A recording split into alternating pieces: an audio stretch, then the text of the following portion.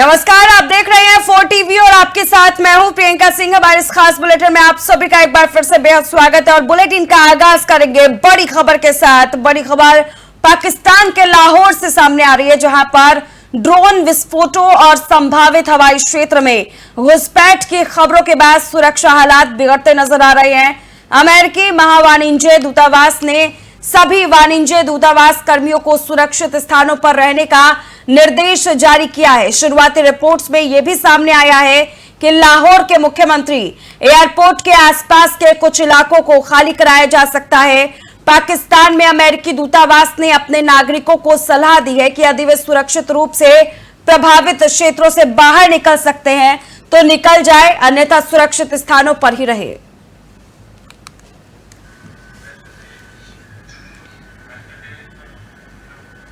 और वहीं 7 और 8 मई की रात पाकिस्तान ने उत्तरी और पश्चिमी भारत के कई सैन्य ठिकानों पर एक साथ हमला करने की कोशिश की। ड्रोन और मिसाइलों से किए गए इन हमलों को भारत के एकीकृत काउंटर यूएस ग्रिड और एयर डिफेंस सिस्टम ने पूरी तरह से नाकाम कर दिया है। अवंतीपुरा, श्रीनगर, पठानकोट, अमृतसर, भुज से लेकर चंडीगढ़ और फलौदी तक के कई क्षेत्रों में मलबा बरामद हुआ है, जो इस हमले की पुष्टि करता है। इसके साथ ही नियंत्रण रेखा पर भी पाकिस्तान के अकारण मोर्टार और भारतीय तोपों से गोलीबारी तेज कर दी गई है। कुपवाड़ा, पुंछ, राजौरी जैसे सेक्टरों में इस फायरिंग की चपेट में आकर अब तक 3 महिलाओं और 5 बच्चों सहित 16 निर्दोष लोगों की मौतें हो चुकी है। रक्षा मंत्रालय ने बयान जारी कर साफ किया है कि पाकिस्तान इस आक्रामकता का जवाब भारत ने सटीक और संतुलित तरीके से दिया है।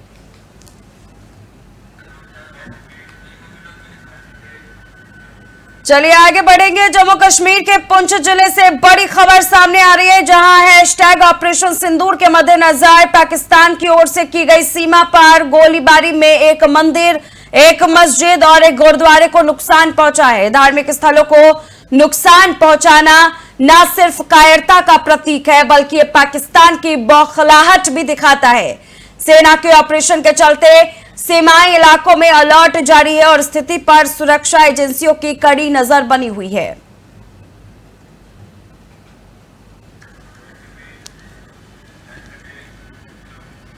और वहीं जम्मू कश्मीर के मौजूदा हालात को देखते हुए केंद्रीय मंत्री डॉक्टर जितेंद्र सिंह ने जम्मू संभाग के आयुक्त रमेश कुमार और कठुआ, सांबा, जम्मू, पुंछ और राजौरी के जिला अधिकारियों के साथ समीक्षा बैठक की है। मंत्री ने जनता का विश्वास बहाल करने के उपायों, बंकर रखरखाव, निकासी शिविरों, चिकित्सा सेवाओं और सोशल मीडिया पर फैल रही अफवाहों से निपटने के लिए उठाए गए कदमों की सराहना की।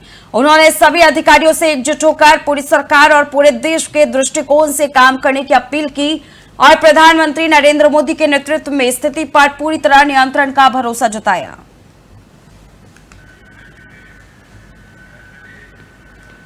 और इसी बीच बड़ी खबर सामने आ रही है तेलंगाना से। बड़ी और अहम जानकारी हम आपके साथ साझा कर रहे हैं। तेलंगाना के मुलुगु जिले से बड़ी खबर हम आपके साथ साझा कर रहे हैं। नक्सलियों की कायराना हरकत देखने को मिली है। मुलुगु में नक्सली हमला किया गया है। बड़ी अपडेट हम आपके साथ साझा कर रहे हैं।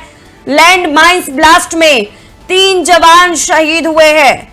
नक्सलियों की कायराना हरकत ने एक बार फिर से सबके सामने अपनी पेशकश कर दी है और इसकी तरफ से एक अहम तस्वीरें सामने आई, जिसमें 3 जवान शहीद होने की खबर भी है।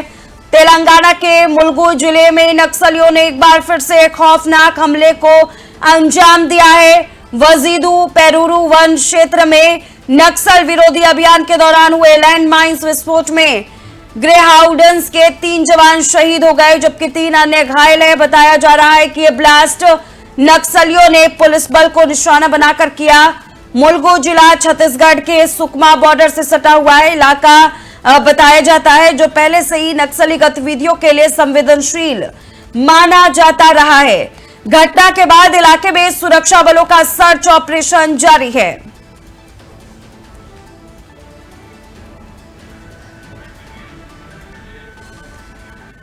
और एक और बड़ी जानकारी सामने आ रही है। बड़ी और अहम अपडेट हम आपके साथ साझा कर रहे हैं। पंजाब के गुरदासपुर इलाके को लेकर के बड़ी अपडेट हम आपके साथ साझा कर रहे हैं। पंजाब के गुरदासपुर जिले में प्रशासन ने सुरक्षा कारणों से पूर्ण ब्लैकआउट का आदेश जारी किया है। आदेश के मुताबिक 8 मई की रात 9 बजे से 9 मई की सुबह 5 बजे तक जिले भर में बिजली गुल रहेगी। बड़ी और अहम जानकारी हम आपके साथ साझा कर रहे हैं। ब्लैकआउट के दौरान 8 घंटे का अंधेरा रहेगा। बताते हुए चले कि गुरदासपुर में प्रशासन का बड़ा फैसला सामने आया है। गुरदासपुर में आज रात से ब्लैकआउट किया जाएगा। बड़ी अपडेट हम आपके साथ साझा कर रहे हैं। ब्लैकआउट के दौरान 8 घंटे का अंधेरा रहेगा।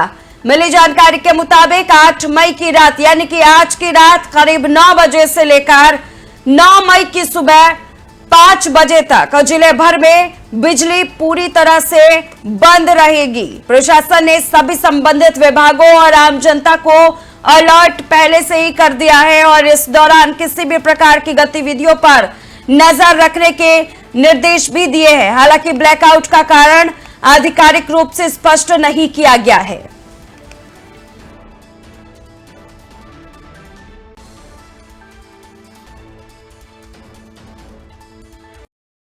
और वही सोशल मीडिया पर एक वीडियो तेजी के साथ वायरल हो रहा है जिसमें दावा किया जा रहा है कि ये जालंधर का है और उसमें आसमान से एक मिसाइल जैसी चीज नजर आ रही है। कुछ लोग इसे भारत की ओर से फायर की गई इंटरसेप्टर मिसाइल बता रहे हैं, लेकिन अभी तक इसकी कोई आधिकारिक पुष्टि नहीं हुई है। वीडियो में दिख रही रोशनी और आकृति को लेकर बस कयास लगाई जा रही है, लेकिन सत्यता स्पष्ट नहीं हो पाई है अभी तक।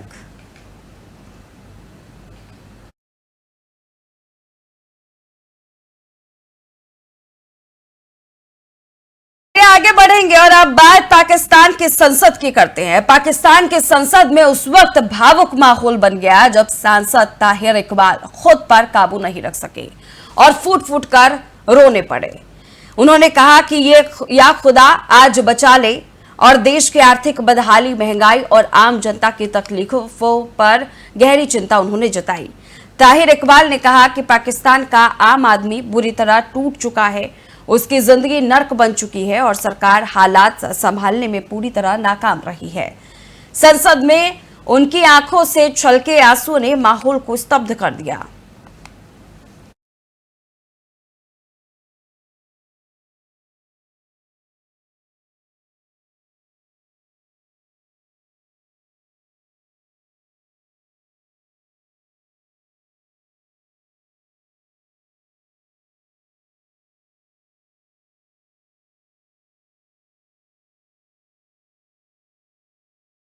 खिसियाई बिल्ली खंबा नोचे, ये कहावत इस समय पाकिस्तान पर पूरी तरह से सटीक बैठती है। दरअसल 7 अप्रैल को भारतीय सेना द्वारा सफलतापूर्वक अंजाम दिए गए ऑपरेशन सिंदूर के बाद से पाकिस्तान बौखलाया हुआ है। अपनी हताशा से वो लगातार सीमा पर संघर्ष विराम का उल्लंघन कर रहा है, जिससे कई निर्दोष नागरिकों की जानें जा चुकी है। हालांकि भारतीय सेना ने हर बार मुंहतोड़ जवाब दिया, लेकिन पाकिस्तान की उकसावे वाली हरकतें चिंता का विषय है। पहलगाम हमले का सटीक और निर्णायक जवाब देकर भारत ने यह साफ कर दिया है कि वो अपने नागरिकों पर हमले को किसी भी सूरत में बर्दाश्त नहीं करेगा।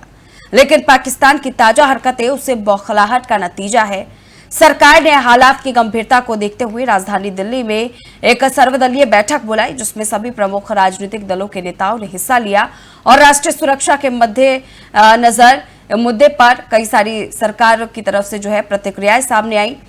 ये राष्ट्रीय एकता का प्रतीक है, जिससे पाकिस्तान को स्पष्ट संदेश जाता है कि भारत आंतरिक रूप से एकजुट है और अपने नागरिकों की सुरक्षा के लिए हर कदम उठाने को तैयार है। इस बैठक में एक सुर में सभी पार्टियों ने सरकार का समर्थन किया। तो ऑपरेशन सिंदूर पर सभी की क्या राय है, देखिए हमारी इस रिपोर्ट में। दिल्ली के संसद भवन में एक महत्वपूर्ण सर्वदलीय बैठक बुलाई गई, जिसका उद्देश्य था हाल ही में चलाए गए ऑपरेशन सिंदूर को लेकर सभी राजनीतिक दलों को जानकारी देना और राष्ट्रीय सुरक्षा के इस अहम कदम पर समर्थन देना। इस बैठक में केंद्रीय वित्त मंत्री निर्मला सीतारमण, रक्षा मंत्री राजनाथ सिंह और केंद्रीय मंत्री चिराग पासवान सहित कई प्रमुख नेता पहुंचे। बैठक में ऑपरेशन सिंदूर की रणनीति, परिणाम और आगे की तैयारियों पर चर्चा की गई। रक्षा मंत्री राजनाथ सिंह और राष्ट्रीय सुरक्षा सलाहकार ने नेताओं को ब्रीफिंग दी। रक्षा मंत्री राजनाथ सिंह ने सर्वदलीय बैठक में कहा कि ऑपरेशन सिंदूर के तहत भारतीय हमलों में कम से कम 100 आतंकवादी मारे गए। वहीं इस बैठक को लेकर मल्लिकार्जुन खड़गे ने कहा कि बैठक में जो उन्होंने कहा है वो हमने सुना। हम सभी ने बताया कि इस घड़ी में हम सब उनके साथ हैं और वो जो काम कर रहे हैं उसको जारी रखें और देश हित में हम उनके साथ रहेंगे। जो उन्होंने कहा वो हमने सुना। देश के हित में उन्होंने कहा कि कोई चीज कॉन्फिडेंशियल है रक्षा के विषय में, हम उसको अब नहीं कह सकते, ये उन्होंने कहा। तो हम सभी जितने भी पार्टी के लोग थे सभी ने ये बताया कि इस घड़ी में, इस संकट के घड़ी में हम सब आपके साथ हैं और आप जो काम कर रहे हैं करते रहिए और देश के हित में हम आपके साथ रहेंगे। वहीं लोकसभा में विपक्ष के नेता राहुल गांधी ने भी सरकार के इस कदम की सराहना की और पूरी तरह समर्थन देने की बात कही। उन्होंने आगे कहा कि सरकार का कहना है कि कुछ चीजें ऐसी हैं जिन पर हम चर्चा नहीं करना चाहते, लेकिन फिर भी सबने सपोर्ट किया है। सपोर्ट दिया हमने। जो खड़गे जी ने कहा वो सही है कि ऐसी चीजें हैं जो डिस्कस नहीं करनी है, तो बस सबने सपोर्ट किया। AIMIM के प्रमुख असुद्दीन ओवैसी तो 2 कदम आगे निकलते हुए सशस्त्र बलों के प्रयासों की तारीफ की और एक और अहम सुझाव सरकार को दिया। उन्होंने सुझाव दिया कि हमें सरकार से कहा है कि द रेजिस्टेंस फ्रंट यानी TRF के खिलाफ एक अंतर्राष्ट्रीय अभियान चलाना चाहिए। ऑल पार्टी मीटिंग में मैंने कॉम्प्लीमेंट किया हमारी आर्म फोर्सेस को और भारत सरकार को कि उन्होंने एक ऑपरेशन सिंदूर को अंजाम दिया। मैंने अपनी बात में ये कहा कि एक इंटरनेशनल कैंपेन हमको चलाना चाहिए TRF के खिलाफ, और ख़ास तौर से सिक्योरिटी काउंसिल इसको डिजिग्नेट करे और हमको यूनाइटेड स्टेट्स ऑफ अमेरिका को ये बताना है कि वो अपने ही मुल्क में इसको फॉरेन टेररिस्ट ऑर्गेनाइजेशन डिजिग्नेट करे। और क्योंकि आप देखेंगे फरवरी 2025 में हाफिज सईद के बेटे हाफिज अब्दुल रऊफ की एक स्पीच है POK में, जिसमें उसने कहा कि 2025 तमाम साल हम लोग जिहाद करेंगे। तो ये जिहाद का नाम लेकर, ये भारत में गलत नाम लेकर कत्ल करना चाहते हैं, आतंक फैलाना चाहते हैं। तो US को हम रिक्वेस्ट करें, उनको लॉबी करें कि ये TRF को एक फॉरेन टेररिस्ट ऑर्गेनाइजेशन बनाए।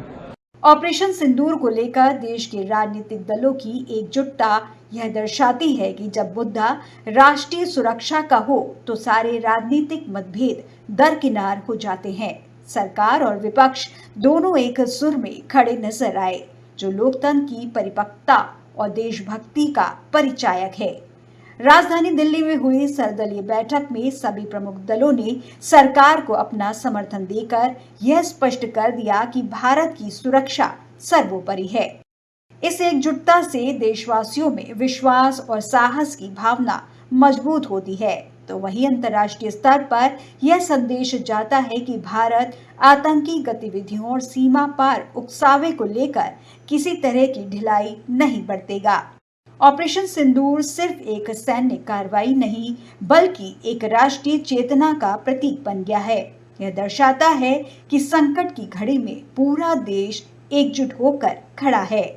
दिल्ली के संसद भवन में एक महत्वपूर्ण सर्वदलीय बैठक बुलाई गई, जिसका उद्देश्य था हाल ही में चलाए गए ऑपरेशन सिंदूर को लेकर सभी राजनीतिक दलों को जानकारी। चलिए आगे बढ़ेंगे। जम्मू कश्मीर से लेकर पंजाब तक पाकिस्तान लगातार संघर्ष विराम का उल्लंघन कर रहा है। ऑपरेशन सिंदूर की सफलता के बाद उसकी बौखलाहट साफ झलक रही है, चाहे वो सीमा पार गोलीबारी हो या कूटनीति मंचों पर भारत को घेरने की नाकाम कोशिशें। लेकिन भारत ने अब ये साफ कह दिया है कि आतंकवाद का जवाब अब सटीक, ठोस और निर्णायक होगा। इसी बीच भारत दौरे पर आए ईरान के विदेश मंत्री सैयद अब्बास अराघची के साथ विदेश मंत्री एस जयशंकर की अहम बैठक हुई। इस दौरान दोनों नेताओं ने क्षेत्रीय सुरक्षा, द्विपक्षीय रिश्ते और खास तौर पर आतंकवाद पर चर्चा की। तो वहीं भारत ने आतंकवाद पर हो रहे कार्रवाई को लेकर अपना स्टैंड क्लियर करते हुए बिल्कुल 2 टूक में जवाब दे दिया। इससे ये तो साफ हो जाता है कि भारत अब आतंक के मामले में कोई समझौता नहीं करेगा। तो क्या कुछ कहा विदेश मंत्री ने इस बैठक में, देखिए हमारी इस रिपोर्ट में। कश्मीर संभाग के एक सीमावर्ती गांव में पाकिस्तान द्वारा किए गए संघर्ष विराम उल्लंघन के निशान साफ दिखाई दे रहे हैं। अचानक हुए मोर्टार हमले में कई घर पूरी तरीके से क्षतिग्रस्त हो गए हैं। स्थानीय लोगों का कहना है कि गोलीबारी रात के अंधेरे में शुरू हुई और घंटों तक जारी रही। इस हमले में कई नागरिक घायल हुए हैं और सैकड़ों लोग अपने घर छोड़कर सुरक्षित स्थानों की ओर पलायन कर गए हैं। जम्मू संभाग के सीमावर्ती गांव में एक संदिग्ध प्रोजेक्टाइल मिलने से सनसनी फैल गई है।